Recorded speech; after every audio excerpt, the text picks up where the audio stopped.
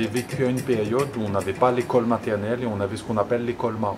Et cette école marron-là, moi j'ai souvenir d'un monsieur qui plantait, qui était dans les champs de géranium. Et quand il sortait de ces champs de géranium, il avait cette capuche sur sa tête. Et c'est vrai que quand on était marmaille, c'était intriguant de le voir.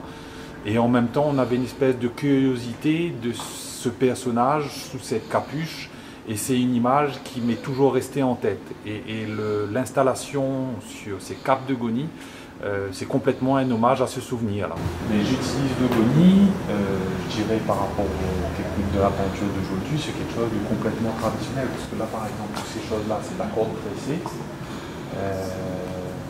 Après, derrière, les choses sont cousues dessus, c'est-à-dire que c'est une espèce de temps de réflexion que je me donne pour faire des choses. J'ai travaillé pendant 5-6 ans sur du rouge et du noir uniquement, par rapport au volcan, la proximité du volcan. Et là, le retour à la couleur, c'est que j'utilise pas de couleurs de magasin, de trucs comme ça. Les couleurs, je prends les couleurs que je trouve au marché pour lui. Mais comment vous trouvez des couleurs sur le marché de Port-Louis sous forme de poudre? Oui, et ça vient des plantes, de roches? Ça vient de plantes. La fête du Holi, c'est une fête qui est une fête de changement de saison en Inde, où les gens se purifient de cette manière-là. Les couleurs ont toutes un sens, les 8 couleurs qui se projettent. Oui. Et moi, le hasard des choses, parce que ma réflexion c'était de revenir sur la couleur, l'objectif c'était vraiment de développer quelque chose de différent à partir de nos cultures communes, Réunion, Rodrigue, Maurice, et de travailler à partir de choses qui sont complètement locales, donc le Goni naturellement, et puis des tressages, de la peinture. C'est tout d'abord une identité créole, créolophone, aussi à travers le monde, mais on avait, nous, cette forte identité de cette chose qui rentrait et que les gens s'appropriaient. Je pense que c'est ça le centre du débat. Moi, je pense qu'il peut avoir une place encore centrale parce qu'il est au centre d'une vraie réflexion d'une période qui était de créer, de recréer, de réutiliser. Donc c'est un message que moi je souhaite vraiment répéter et de se dire arrêtons de penser consommation et jeter, et on peut sans avoir un message purement écologique mais avoir un sens aux choses, de pouvoir les réutiliser, et ça peut être utile mais ça peut être artistique et ça peut être tout simplement dans une occupation qu'on peut avoir.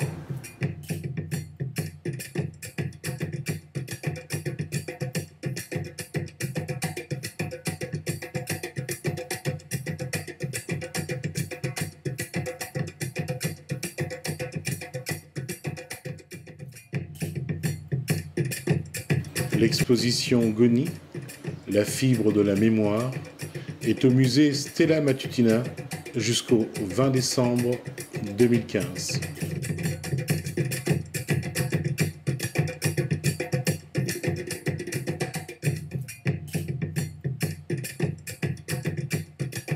Autre exposition, cette fois-ci au Madois à Saint-Louis, le singe et le buffle. L'exposition restera jusqu'au 31 mai 2016.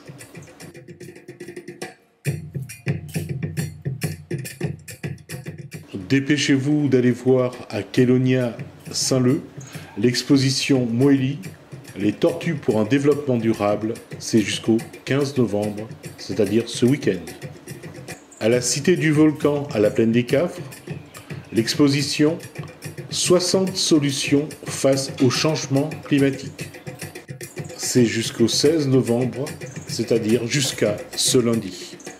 Puisque vous êtes à la Cité du Volcan, à la Plaine des Cafres, allez voir Cristal Tuitera, 2 mondes, un cristal. C'est jusqu'à la fin de ce mois-ci.